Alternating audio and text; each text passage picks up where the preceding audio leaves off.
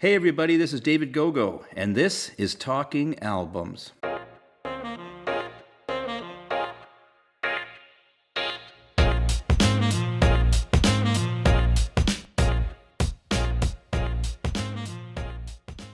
I never, as a kid, thought, geez, what should I be when I grow up? I always just played the guitar. I never thought about being a fireman or a policeman or whatever. So it's just something I've done. But I like to keep advancing. I like to keep growing. I like to keep creating. The thing I like is that I think that, the new album is my favorite album. And, I've kind of felt that especially the last three or four, we've really figured out what we're doing. When I say we, I mean me and the guy who produces the records and the musicians. So it's nice to feel like you're finally achieving something. I mean, not that the other albums weren't, Skeleton Keys, a lot of people like that record. And, there's been some different things I've done, acoustic records, band records, but I like what's happening now the best. I've combined the electric and the acoustic, which usually I would keep those separated. I've made two acoustic records that were all acoustic, and the rest of the records are mostly just electric. This time we kind of combined the two. I was playing a blues festival on the West Coast, and I was sitting out in this lovely deck in Pender Harbor, BC, and just had my iPhone out, listening to some tunes. I thought, I was having some tea in the morning. I thought I'll listen to the White Album. And yeah, it occurred to me, you can listen to Helter Skelter and then listen to Mother Nature's Son, on the same record, and it's okay. Whereas before, I don't know if I wasn't giving the audience enough credit or if I was just too nervous, but I realized, why not combine the two? And then ironically, we recorded a Beatles song for the record too. It was mostly a core trio of people. I think it's only keyboards on one song. And I did one song with Monkey Junk, so Steve Mariner plays harmonic on that. But besides that, basically everything we can play live. And that's good, and just kind of kept it down to brass tacks. This is the first album that I spent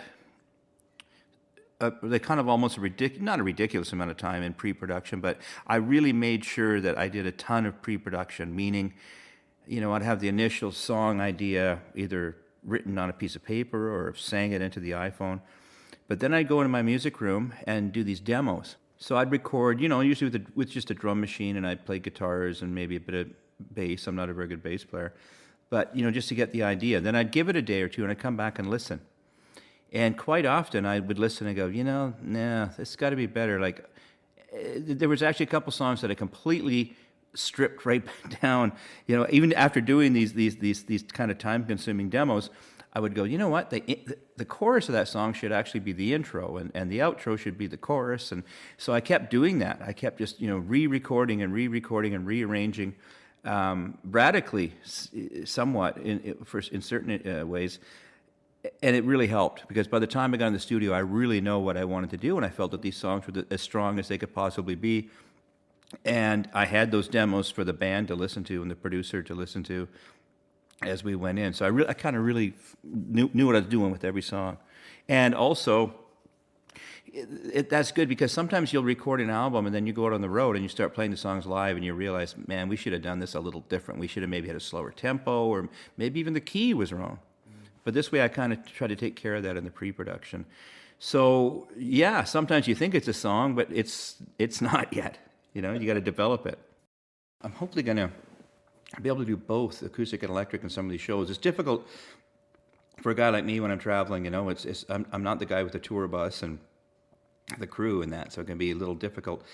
But I really like the new, like just playing the new songs live. And it's funny because sometimes people make an album and they can't recreate it live. So people go to see you and they want to hear these songs, and then they're disappointed because you can't do it. So we're doing quite a bit of the new material in the live show. The one song that I got to figure out how to play live is one called Shake My Head. And the feedback I've been getting from people, whether it's on my social media or just people I know in the business, they feel it could be a signature song for me, and I kind of wrote it with that in mind. And it's a touchy subject because it's about basically the fentanyl crisis, which is really bad, especially where I'm from, the west coast of Canada. I've known way too many people that have fallen victim to it. But it's one thing to write about it, but you try not to be too judgy. I like to drink wine and stuff, and the way I look at it is, I know some guys that have been doing drugs for 30 years, and they do it in a certain way, and they know what they're doing. But now there's this poison. So like, what if I went home tonight and had my bottle of wine with dinner, and there was poison in it? I'd drop dead. And that's what's happening to some of these guys that I know, and it's not just a thing it's not strictly male thing, it's everyone. But the thing is, I started off, it's very much acoustic and then builds and builds and builds. So that's the one song that I got to figure out a way to play it live, because I think it's an important song for me to play. I might have to get some kind of a different pedal where I could, like sometimes you can get these effects pedals that make your electric guitar sound acoustic and then maybe switch it off. But right. Yeah, so I'm trying to figure that out. But the other songs we're playing from the new record are really fun, and I'm actually really having fun. Like, what I do at this point is I have one band in the West, one band in Ottawa, then a band in Holland. The band in the West, I have a female bass player, so I'm only running a trio out there, whereas in Ottawa we've got a keyboard player, so that has its advantages. But with the trio out there, having Marisha is her name, on bass, she's also a great singer. And that's really added a new element too. So we're going out and nailing these songs, and she's just, killing the harmonies. So that's a lot of fun. And plus she's got a good energy on stage. So then that helps, because on the new record, I do have a friend of mine, Tina Jones, sing some harmonies on a couple songs, and Marisha can do that. And so it's added a new dynamic. And like I said, I'm actually having fun. I've never had fun before. It's like I'm finding myself grinning like a goof on stage. Well, that's great. You're playing these new songs in front of people, and they've maybe never heard that song before, but they're up dancing and having a good time. It's a good feeling. Yeah. And that's the important thing too about putting out new albums is, so when you do come to town, people go, well, we should go check out and hear the new stuff, but rather than, well, we saw him last time, and maybe if we don't make it out this time, we'll make it out next time, And so I like to keep things fresh. Blues is what I kind of hear in everything, but I've definitely got open ears, and I've never been that kind of guy. I hate kind of I don't know. It's not a paint by numbers thing for me, and I can hear blues in Motorhead. I can hear it in certain things. So I like I like listening to different kinds of music. My son's 19 years old, so he's kind of keeping me up to date with some of the things that are happening, and not that I like it all, all of it. Yeah, so I mean, I don't have the blinders on, and I'm not one of those guys. Say, if I play a Muddy Waters song, we have to play it exactly like Muddy Waters did. I think you should, take it and make it your own, or add what you can to it. Maybe not make it your own, but add what you can to it. I try to hear the blues and everything. And, when I do a cover song, it kind of drives me nuts when people do a cover song and it sounds exactly like the original track, just with a different singer. It's almost like doing karaoke. I don't understand that. I try to bring something new, like we did Michael Jackson's The Way You Make Me Feel. And when I heard it, I was in a coffee shop back home in Nanaimo, and I remember hearing the song and thinking to myself, if you get beyond the 80s production of this song, it's essentially a blues shuffle. It's got that boom, boom, boom, boom, boom, boom, boom, and I went, we should cut it as that, cut it as like pretend some Memphis band cut it instead of Michael Jackson. Nothing against Michael Jackson. I mean, he obviously made a big hit about it. And the same on the new album, we do Don't Bother Me. It's the first George Harrison song that the Beatles ever did. When you listen to the original, it sounds kind of like, the Ruttles or something. It almost sounds like a Beatles parody. But it was a cool song. But I thought, that the lyrics are much deeper than what this arrangement lends to it, in my opinion. And so we slowed it down and brought it down and did it mostly acoustic. And, it's fun to do that with songs. To see, what's your interpretation of that song? What I do now, especially, like, once again, I should be sponsored by Apple because I keep talking about this iPhone. But it's a lot easier with an iPhone. You're on the road. I might see something, and I'll take a picture of it. And that's an inspirational thing. It could be a scene in the prairies. It could be a funny sign. It could be a guitar. But then you've also got voice memos. So if I have a melodic idea, I can sing that into the phone, save it. Couple lyrics. Like for the new album, the title track, 17 Vultures, I was on a fishing trip on the west coast of Vancouver Island, this very desolate area near a place called Tassus. And it takes 45 minutes, basically, to get from the marina that we were at out through these fjords and out to the open water. And it was just such a spectacular landscape, but kind of almost scary in a way. So I said, wow. So I started getting these ideas. So I just wrote down on my phone 4 or 5 verses, just a kind of stream of consciousness and lyrics. And then when you get off the road, you get home and you get the phone out and you, okay, what did I write? What do I remember? What was that thing I sang into the phone? And some of the stuff I would have completely forgotten if I haven't recorded it. So that's what I kind of write on the fly. And then when I get home, that's when I do the editing. Well, what I do, because I travel so much, Spotify's handy because I can make a playlist up or check out a new album. But if I like the new album, then I like to buy it. And I'm usually buying vinyl these days. You know, at home I've got a ton of CDs, so I still listen to those. But I like the option of having vinyl. I like physically the album cover. I like the sound of vinyl. I like the length of the albums. I think that's been important. We did that with the new record. We try to say, with my album, you know, like, what are some of your favorite albums? Well, maybe you'd say Kind of Blue by Miles Davis. But why do you like it? And we realize a big part of it is that you want to listen to it again. And I think the reason you want to listen to it again is it's only 40 minutes long or something. Whereas once the CD format came out, people started putting 15, 16 songs on an album just because they could. Maybe you shouldn't have, you know? The kind of the all-killer, no-filler concept is good for me. But because I'm traveling, you know, the iPhone's the big thing, so I listen to Spotify on the road. But I do buy the albums that I quite like. And, you know, I want to support the musicians. I hope people want to support me as a musician and buy the stuff. You know, it's almost like we have no choice. We have to deal with it. So between myself and my record company and, you know, people I work with, we're trying to figure out, you know, how do we make this work for us? And we're getting better. You know, I've got one song. Unfortunately, I didn't write it. I'll try to find it here. But it's a cover song of the old James Brown song, This Is a Man's World. And I'll just check and see how many plays we have so far on Spotify. But, you know, there was that same song on YouTube. We have almost 4 million plays. That's a lot of plays. But I didn't write it. So we're trying to figure out how do you monetize that. Yeah. You know, and so what we're trying to do is get onto playlists. So if someone likes Joe Bonamassa, and then they hear my version of Man's World, maybe they'll add that to their Joe Bonamassa playlist. Or if you like Joe Bonamassa, listen to this guy. And then hopefully people will go, hey, this guy's great. And then go to your website and buy the album or buy the T-shirt or go to your show. So we're trying to figure out how to make that work. And it's a challenge.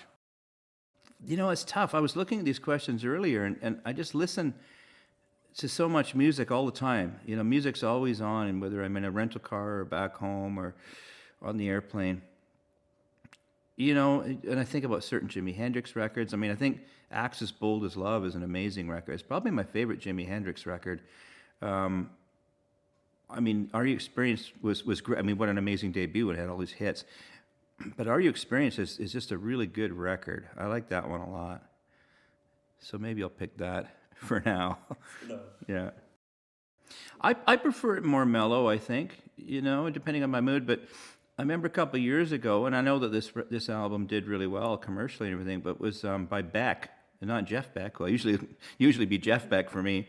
But Beck, That Morning Phase, I bought that record when I was out on the prairies doing some acoustic solo shows. And I had that, and I don't think I've listened to one complete album from soup to nuts as much as that record since it came out.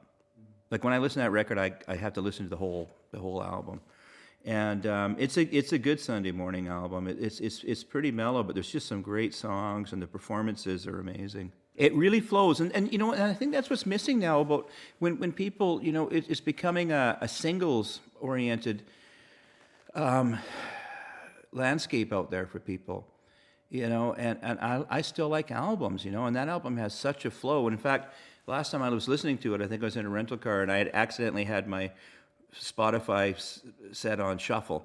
And when the first song ended and a different song came on, I was like, no, that can't happen. And I get that in my brain. Like when I listen to old Beatles records now, when I hear that one song, I immediately expect the next song that would have been on that side of the album. So, you know, there's a lot to be said about that, and we've tried to do that with my albums. Is you know, get the song order intact and try to have a good flow.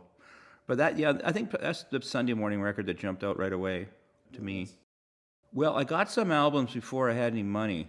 When I was a little kid, I just was knocked out by Elvis Presley, and so my mom and dad had some friends, and they had some old vinyl, and they said, "Oh, you can take some of our albums if you like," because they just knew I was into music.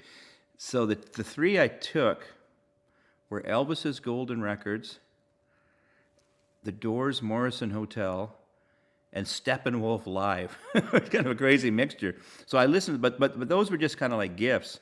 But the first album I bought with my own money, I believe, was the Beatles. It was called Something New.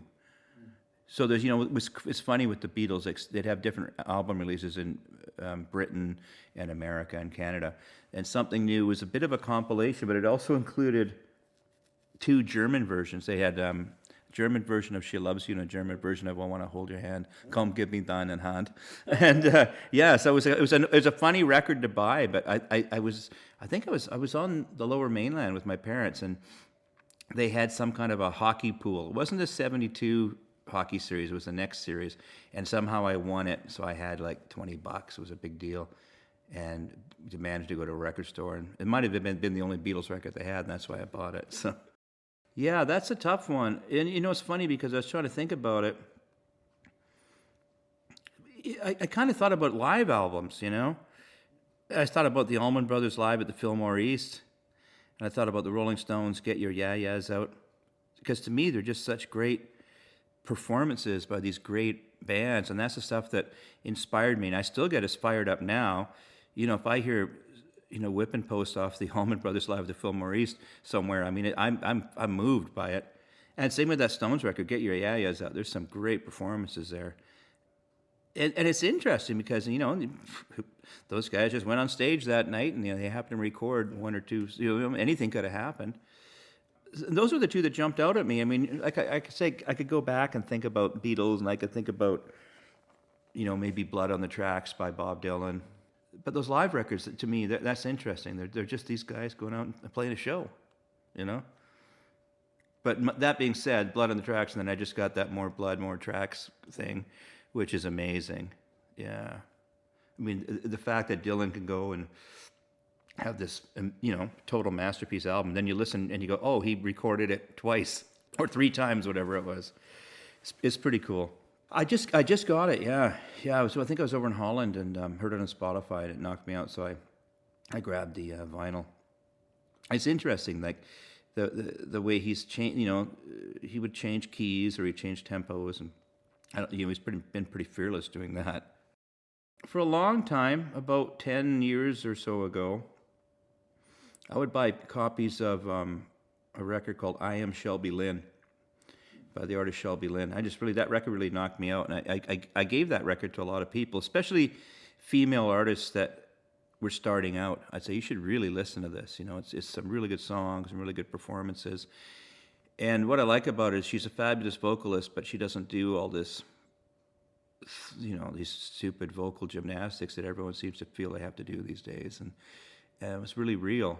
And the songwriting is really good. The production's really good. Performances are really good.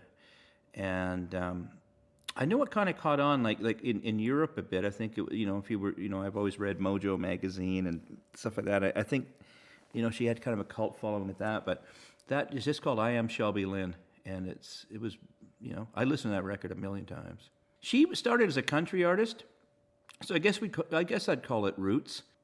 It's pretty intense. Like her songs are pretty personal. She had a rough upbringing, and some unfortunate things happened in her life, and that's kind of really, I think been a huge stamp on her art.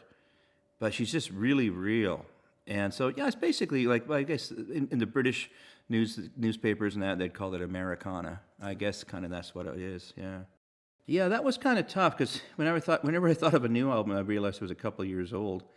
I loved Ray Davies' Americana, the first one, because I know he's got the second one, and there's some stuff on there I like as well, but the first one really knocked me out. There's a lot of really good stuff, but that's, a few years old now.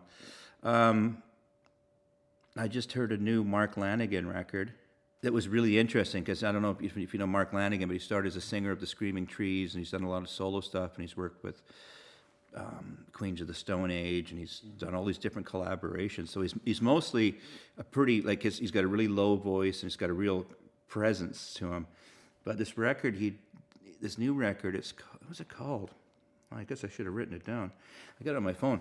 But he's singing in a much higher voice, and it's almost like, well, for him it's falsetto. Most people would just be a normal voice. I'll find it on my phone here, because it was pretty interesting. Because I don't buy a lot of super new stuff. Mark Lanigan with a guy named Duke Garwood, and the album's called With Animals. I really like the song called Scarlet. But it was interesting, because I just went down to Washington State in the summer and saw him do a few shows. It was just him and a guitar player. So I was used to, his style, and it's really interesting lyrics. It's pretty intense. But then also this new record came out, and he's singing in almost a different voice. But I liked it a lot. Cool.